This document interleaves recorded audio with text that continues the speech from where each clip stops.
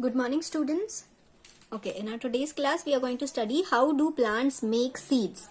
Okay, now in our previous class, we studied about germination, how a seed germinates, and germination means it just starts growing into a new plant.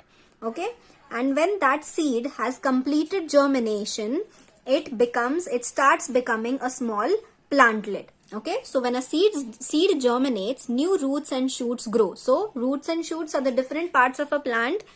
So when a seed completes germination, it starts growing into a new plant. So new roots and shoots start growing to the seed.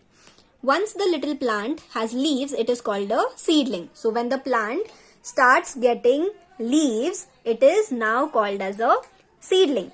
It now needs light and substances found in the soil called nutrients. So as we studied, for germination, it did not need light and nutrients from the soil. That is why it didn't need any soil to germinate.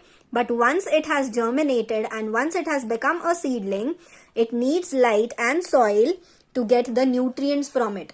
Okay, it still needs water and warmth. So for germination also it needed water and warmth, and now also to grow that plantlet to grow into a new plant, it needs water and warmth. So here in these pictures you can see the different phases in how a seedling starts growing. So here this was a seedling. This is the seed which was germinated, and now roots and shoots have started growing. These are the roots which grow downwards, and these are the shoots which started growing for this seed. So this is now called as a seedling. And when this seedling is sown into the soil, it starts growing, and this is the smaller new plantlet, and these are the roots of the plant. Okay, and when it completely grows, it looks like this. Okay, so if the plant gets all the things that it needs, it will grow and have flowers. So if it gets proper nutrition, proper nutrients from the soil, proper water, and enough of sunlight, if it gets all the things that it needs, it will grow properly into a healthy plant and will have flowers. Flowers contain male and female parts, male and female organs. So as I told you that day, that a flower has both male parts also and the female parts also. So we studied about the parts of a flower in our previous class. So this is a flower. It has two main parts. One is the female part and one is the male part. So the the filament and the anther together form the stamen, and stamen is the male part of the flower. And the ovary, style and stigma together constitute the female part, and it is called as the carpel, and this is the female part of the flower. Okay, and then we also studied about the different functions of the different parts of a flower. So these are the parts: anther, filament, stigma, style, ovary, and these ovules, and then the ovules or the ova, and then the petals and the sepals are the different parts of a flower and all its different functions. So here are the different functions given of each part of a flower. Now we go how pollination occurs. Now what is pollination? To make a seed, pollen grains from the male part need to be taken to the stigma of another flower. This is called pollination. That means when the pollen grains, I told you that day that the pollen grains are present in the anther of the flower. Okay, so the pollen grains from one flower are transferred on the stigma of another flower, and on the stigma they start germinating, and then after germination they go inside the ovary of the flower, and there they fertilize. Okay, so pollination means taking the pollen grains from the anther of one flower and transferring it on the stigma of another flower. Okay, this process is called as pollination. Now how does this pollination occur? It is not that someone purposely takes the pollen grains and then transfers it on the stigma of the another flowers. It happens naturally also. So it happens by insects. Insects often pollinate flowers. So pollination occurs often by insects. They are attracted to the flowers by brightly colored petals, a nice smell and sticky nectar which they like to eat. So who does this pollination? It occurs by insects. Insects, what they do? They are attracted to different flowers. Why? Because flowers' petals are very brightly colored and they attract the insects. And the insects like to eat the nectar which is present in the flowers. And what is nectar? It is a nice smell and sticky, it is the sticky substance, a liquid-like substance which the insects like to eat. So the flowers attract the insects to themselves. So the insects come to eat the nectar of the flowers, and when they sit on the flower, some of the pollens get stick to the insects, and when the same insect goes to another flower, those pollen grains get stick to the stigma of the other flower. Okay, so the insects are attracted to the flowers. The pollen gets stuck to the insects. When the insects visit another flowers, the pollen is brushed onto the stigmas. So when the insect goes from one flower to another flower, the pollen grains which are stuck to its legs or its body, when the insect goes to the other flower, it gets stuck, those pollen grains get stuck to the stigma of the other flower. So in this way, the pollen grains get transferred from one flower to another flower through insects. The pollen of some plants is carried by wind. It is very fine and light so that it can float on the wind. Pollen in the air can cause hay fever. So sometimes the pollination occurs by wind. Pollen grains are very lightweight and they are carried away by wind. And when they get carried away by the wind, they go and stick to the stigmas of other flowers, and in this way pollination occurs by wind also. Then the next part is fertilization. Now what is fertilization? When a pollen grain lands on a stigma, it grows a pollen tube which goes down the style and into the ovary.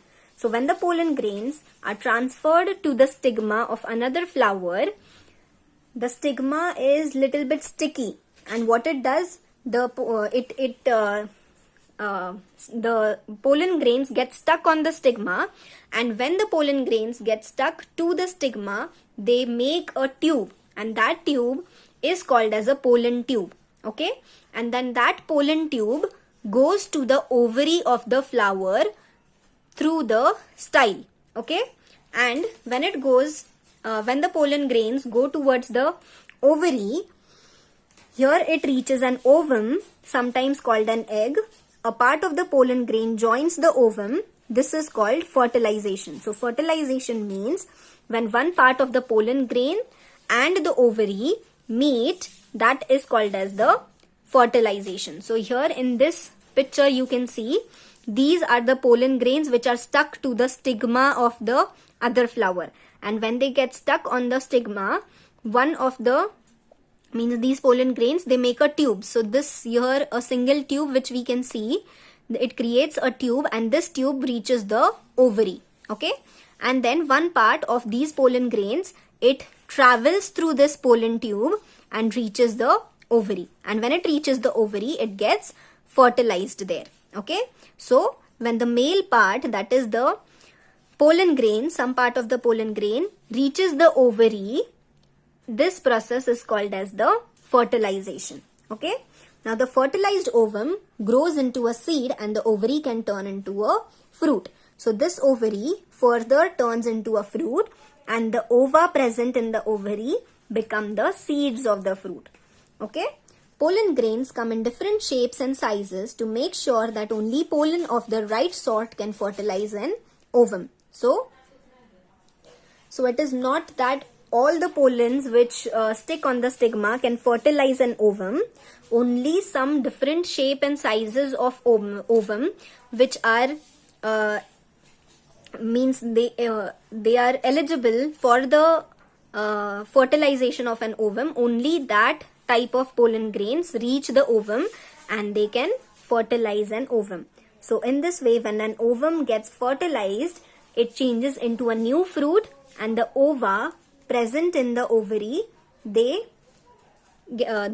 get converted to the seeds of the fruit. Okay, so this is called as the pollination and fertilization. So pollination and fertilization is needed for a new fruit to grow.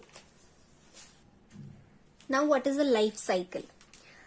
After fertilization, the fertilized ova grow into seeds. Ova is the plural form of ovum, and the ovary grows into a fruit. So as I told you, this ovary will form the fruit, and the ovum, the ova that are present inside the ovary, they form the seeds of the fruit. So ovary turns into the fruit, and each fertilized ovum will turn into a seed. And this here you can see are the remains of stigma and style. The stigma and style which were present in the flower, the stigma and style which were there, they get converted to this. Okay, so these are the remains of the stigma and style of the flower. Okay, now what is a life cycle? The stages in a plant's life are its life cycle. So all these stages in a plant life, that it grows, the seed grows into a seedling, then it grows into a new plant, and when the plant starts bearing flowers, those flowers get converted to fruits. So all these different processes which happen in a plant's life are called, that together are called as the life cycle of a plant. The life cycle shows you what happens from when the plant germinates until it makes its own seeds. So all these processes until it starts germinating, till it grows and makes its own fruit and its own seeds, all this process is called as the life cycle of a flower. Sorry, the life cycle of a plant. So with this we complete the life cycle chapter. So in this chapter we have seen, first we saw about fruits. Where do fruits come from? Okay, they come from flowers. And then what are the different things that a fruit contains? And then we studied about how plants reproduce. Then what is seed dispersal? Seed dispersal means transferring of seeds from one place to other.